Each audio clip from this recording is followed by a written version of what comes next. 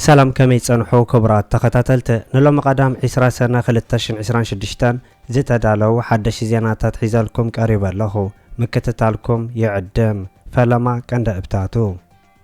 عطوك الجلفانو نصم دو زملكات بمنقد مرحتو بيلو زوصو مغلص زملكاتن معالت سماتات إرترا بريزيدنت ساسافورك أبسترخبلو تذكرو كمزو وعلن ኢትዮጵያ ሕጅውን ሕቶ ኣፍደገ ባሕሪ ከም ዘይገደፈቶ ሚኒስትር ወፃኢ ጉዳይ ኢትዮጵያ ዶክተር ጌዲዮን ጢሞቴዎስ ዘውፅኦ መግለፂ ዝምልከተን ሕወሓትን ጀዋር መሐመድን ንእገዳ ኣሜሪካ ዝሃበዎ መልሲ ዝምልከተን ፕሬዝዳንት ኣሜሪካ ዶናልድ ትራምፕ ሕጂ ናብ ኩባ ክዘምት ክብል ዝሃቦ ኣገራም መግለፂ ዝምልከተን ዝብሉን ካልእን ዝሕብር ዝርዝር ዜናታት ሒዝናልኩም ቀሪብና ኣለና ንቻናልና ሳብስክራይብ ብምግባር ክሳብ መወዳእታ ክትከታተሉና ብኽብሪ ንዕድመኩም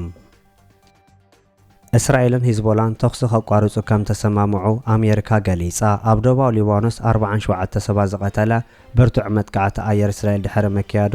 እስራኤልን ሂዝቦላን ኣብ መቆራጽ ተኽሲ ከም ተሰማምዑ ሓደ ላዕለዋይ በዓል ስልጣን ኣሜሪካ ገሊጹ እዚ ናይ መወዳእታ ስምዕ ዝተገበረ እቲ ሂዝቦላ 4 ወታደር እስራኤል ዝቐተለሉ ውግእ ነቲ ኣብ መንጎ ኣሜሪካን ኢራን ዘሎ ውግእ ንምብቃዕ ዝተገበረ ስምምዕ ከይዓንቅፎ ካብ ዝነበረ ስግኣት ዝሰዓበ እዩ ሓይልታት እስራኤል እቲ መቆራጽ ተኽሲ ኣብ ግብሪ ምውዓሉ እኳ እንተረጋገጹ ጸኒሑ ግን ሓደ ወሃቢ ቃል ሓይልታቶም ነቲ ብቕጽበት ዘንጸላሉ ስግኣት ምእላይ ክትቅጽሉ እያ ኢሉ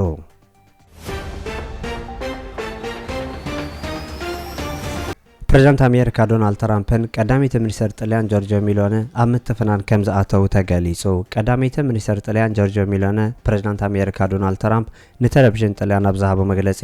ምስኡ ክሰኣል ከም ዝለመንክዎ ንዝሃቦ መግለጺ ካብ ሓቂ ዝረሓቐ እዩ ኢላ እታ ቀዳሚት ሚኒስትር ትራምፕ ኣብ ዝሃቦ መግለጺ ሙሉእ ብሙሉእ ሓሶት ምዃኑን ሚኒስትር ወፃኢ ጉዳይ ጣልያን አንቶኒዮ ታጃኒ ኣብ መጀመርታ ዝመጽእ ሰሙን ናብ ኣሜሪካ ዝገብሮ ጉዕዞ ከም ሰረዘውን ገሊጻ ኣላ ትራምፕ ምስ ኢራን ኩና ድሕሪ ምብጋሱ ጣልያን ትርከበን ብዙሓት ሃገራት ኣፍሪካ ደገፈን ከሪኣ ከም ዘይተረኣያ ዝፍለጥ ኮይኑ ኣብ ፈለማ ድሓን ዝጀመረ ዝምድና ኣሜሪካን ጣልያን ኣብ ዝሓለፈ ሂደት ኣዋርሕ ከም ዝደኸመውን ክሕበር ጸኒሑ እዩ ትራምፕን ሜሎን ኣብ ሰሙን ኣብ ምብራቃዊ ፈረንሳ ኣብ ዝርከብ ኤቪያን ሌስቢያንስ ኣብ ዝተኻየደ ዋዕላ ጉጅለ ሸውዓተ በቀረባ ክዛረቡ ከም ዝተረኣዩን ቀዳሚት ሚኒስትር ሜሎኒ ከም ዝገለጸቶውን ርክቦም ከም ዘይተቐየረ ምንባሩ ጸብጻባት የጋውሑ ትራምፕ ምስ ናይ ጣልያን ኣይለ ሸውዓተ ቲቪ ቻነል ብቴሌቪዥን ቃለ ምሕተት ብምግባር ሜሎኒ ምሳይ ንኽትሰኣል ለሚናት ንኽብል ከም ተዛረበ ኣዝዩ ኣዘራራቢ ኩነት ፈጢሩ ከም ዘለውን ይንገር እቶም ክልተ መራሕቲ ኣብታ ኣጋጣሚ ብዙሕ ግዜ ዝተቐድሑ ኮይኖም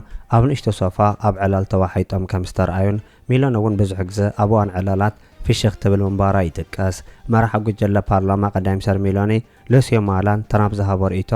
ኣካል ናይቲ ኣብ ልዕሊ ዝተፈላለዩ መራሕቲ ኤውሮጳ ዝፍጸሞ ዘሎ ሰፊሕ ተኸታታሊ መጥቃዕቲ ምዃኑን ልዕሊ ኩሉ ድማ ምስልን ስልጣንን ትራምፕ ዝሃሰየ ምዃኑ ገሊጹሎ بخال زين أمريكا دما بريزيدنت أمريكا دونالد ترامب كوبا قصال علامة أخذ كون كم تخيل قاليصو بريزيدنت أمريكا دونالد ترامب نفنزويلان إيران سيعبو كومونيستات كوريبيتو كوبا علامة أخذ كون كم تخيل تنكيغو بريزيدنت أمريكا دونالد ترامب مس أمريكا مع كنزينا أكسيوس أبز جبرك على محتات أتمس إيران زبز حسمع نعلم كاب كتبا وركات أرحينو والو إلو دعر كوينات إيران سلطانو دارت كهلوري تباهيلو مستحاتاتا دارت يبلون كبل زمالسا خوينو وسيخو دما سلطان دارت كهلو يخيليو كساب حجيجن تمرتو ماي تمهارون إلو مس إيران زقبار كوينات عالم لخو قطبا مفلاي كسعب كم زغالن أمانغو أمريكان إيران سامع مفرامو دما كما تزغال كرولاو كم زرحانو قاليسو ترامب ابتقال محتتو ኣብ ልዕሊ ኩባ ተመሳሳሊ ስጉምቲ ክወስድ ከም ዝኽእል ዝሓበረ ኮይኑ እቲ ፕሬዝዳንት ኣብ ልዕሊተን ካብ ኢራን ላዕሊ ምስ ኣሜሪካ ዝያዳ ዝቐረባ ኩባን ቬንዙዌላን ስጉምቲ ክወስድ ከም ዝኽእል ገሊጹሎ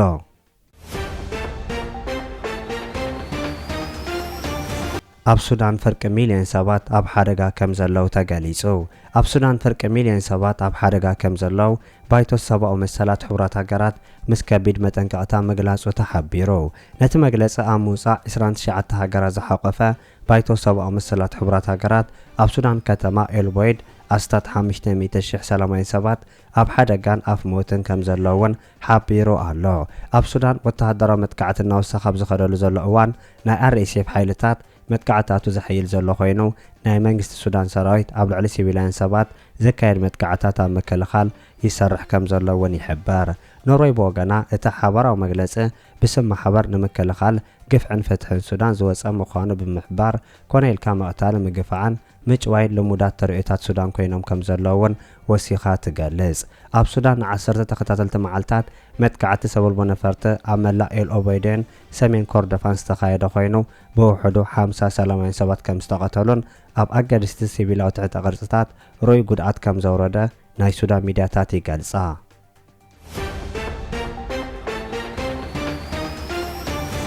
መዓልቲ ሰማዕታት ኤርትራ ተዘኪሩ ከም ዝወዓለ ተገሊጹ። መዓልቲ ሰማዕታት ኤርትራ ፕሬዝዳንት ኣሳፈወርቂ ኣብ ዝተረኸበሉ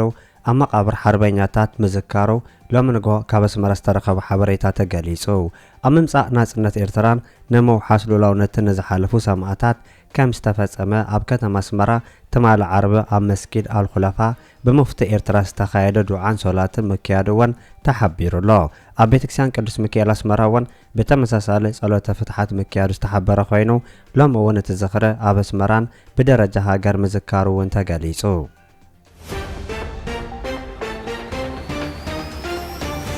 ሕወሓትን ጀዋር መሓመድን ንእገዳ ኣሜሪካ ኣብ ልዕሊ ሕወሓት ዝምልከት መልሲ ሂቦም። ኣብ ፖለቲካ ኢትዮጵያ ልዑል ስም ዘለዎ ጀዋር መሓመድ ኣብ ልዕሊ መራሕቲ ሕወሓት ዝተወሰደ እገዳ ካብ ግቡእ ወፃእ ምዃኑ ገሊጹ።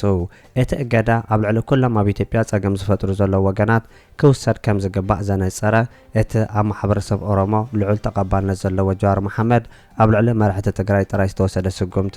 ሓደ ጎናዊ ኣብ ርእሶ ምዃኑ ሳዕቤኑ ሓደገኛ ክኸውን ከም ዝኽእል ገሊጹሎ። ጀዋር መሓመድ ቀዳማይ ሚኒስትር ኢትዮጵያ ኣብይ ኣሕመድ ኣሜሪካ ኣብ ልዕሊ መራሕቲ ሕወሓት እገዳ ንኽወስድ ንኣሜሪካ ዓብ መብጻዕ ኣቲላ ክኸውን ከም ዝኽእል እውን ዝገለጸ ኮይኑ ናይ ዶናልድ ትራምፕ ምምሕዳር ብዘይ ዝኾነ መጽናዕትን ረትዓውነትን ነቲ ስጉምቲ ወሲድዎ ከም ዘለውን ገሊጹ።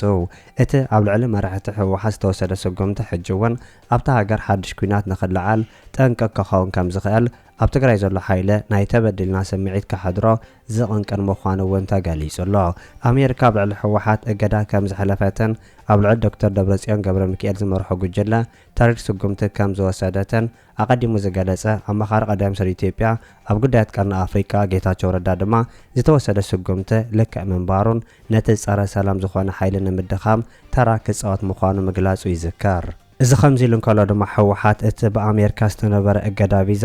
ጎደሎን ዘይሚዛናዊ ክብል ገሊጽዎ። ህዝባዊ ወያነ ሓርነት ትግራይ ሚኒስትር ወፃኢ ጉዳይ ኣሜሪካ ኣብ ልዕሊ ገለ ሰብ ስልጣኑ ዝወሰዱ እገዳ ቪዛ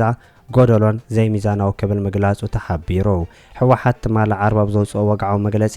ነቲ ኣሜሪካ ዝወሰደቶ ስጉምቲ ኣብ ትግራይ ንዘሎ ክውንነት ዘየንፀባርቕን ንመንግስቲ ኢትዮጵያ ካብ ሓላፍነት ዘግለለይ ክብል ወቂሱ። ሕወሓት ነቲ ዝተነበረሉ እገዳ ከም ዝተቃወሙ ብምግላጽ ነቲ ኣብ ዝቐረባ ግዜ ዝተነበረ ናይ ቪዛ እገዳ ብኩሉ ንሰግኣሉ እዚ ስጉምቲ እዚ ኣብ ጎደሎን ዘይሚዛናዊ ገምጋም ኩነታት ዝተመስረተ ኮይኑ መንግስቲ ፌደራል ኢትዮጵያ ኣብ ትሕቲ ሰምዕ ፕሪቶርያ ዘለዎ ግዴታታት ንምትግባር ብቐጻሊ ዘርኣዮ ፍሽለት ዕሽሽ ብምባል ኩሉ ሓላፍነት ኣብ ልዕሊ ሕወሓት ጥራይ ዘንበረይ ክብል ነቒፍዎ። ሕወሓት ወሲኹ እውን ኣብ መግለጺኡ ነቲ ሓደ ወገን ጥራይ ተሓታቲ ዝገብር ስጉምቲ ዝበሎ እገዳ ኣሜሪካ ኣመልኪቱ ንሓደ ፈራሚ ጥራይ ተሓታቲ ብምግባር ናይቲ ካሊእ ወገን ተግባራት ዕሽሽ ምባል ኣብቲ ጉዕዞ ሰላም ዘሎ ምትእማን ዝሃስዩ ዘላቒ ሰላም ንምምጻእ ብዘይ ኣድልዎ ብመጽናዕትን ንኹሎም ወገናት ብማዕረ ተሓታቲ ብምግባር ጥራይ ዝረጋገጽ ክብል ኣተሓሳሲቡ ኣሎ። ሕወሓት ኣብ መወዳእታ ነቲ ስምምዕ ፕሪቶርያ ንምትግባር ዘለዎ ተወፋይነት ብምግላጽ ኣሜሪካ ኣብ ልዕሊ መንግስቲ ኢትዮጵያ ጸቕጠ ብምግባር ደሞዝ ኣገልግሎት ባንኪ ቀረብ ነዳድን ሰብኣዊ ሓገዛትን ክፈቅድ ክጽዋዕ ሓቲቱ።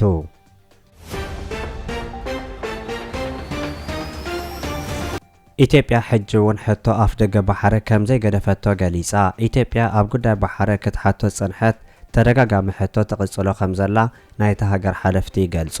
ናይቲ ሃገር ሚኒስትር ወፃኢ ጉዳይ ዶክተር ጌዲዮን ጢሞቴዎስ ኣብ ዝሃቦ መግለጺ ሕቶ ኣፍ ደገ ባሕሪ ንኢትዮጵያ ይጽንሓለይ ዘይበሃሎ ምዃኑ ብምግላጽ ኣብ ምዕባልኣ ወሳኒ ምዃኑ ገሊጹ። ኤርትራ፣ ጅቡትን ሶማልያን ኣብ ሕቶ ባሕሪ ኢትዮጵያ ዘለወን ስከፍታ ክገልጻ ምጽንሐን እውን ዝሕብር እቲ መግለጺ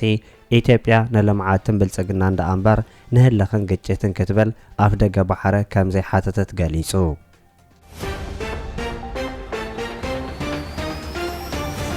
ፋኖ ምስ ኤርትራን ካልኦትን ተሓባቢሩ ክሰርሕ ድልው ከም ዝኾነ ገሊጹ ምክትል ሓላፊ ኣማራ ፋኖ ብሄራዊ ሓይለ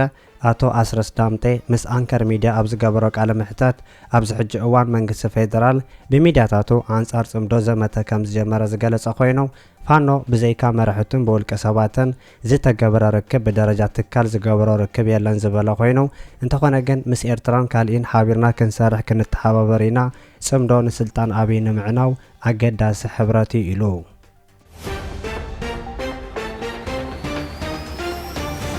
ክቡራት ተኸታተልቲ ንሎም ዝተዳለወ ዜና ነዚ ይመስል ኣብ ዝቕጽሉ ዝፍነው ዜናታት በቐዳምነት ክበጽሐኩም ሳብስክራይብ ዘይገበርኩም ሳብስክራይብ ንኽትገብሩ ብኸብሪ ንዕድመኩም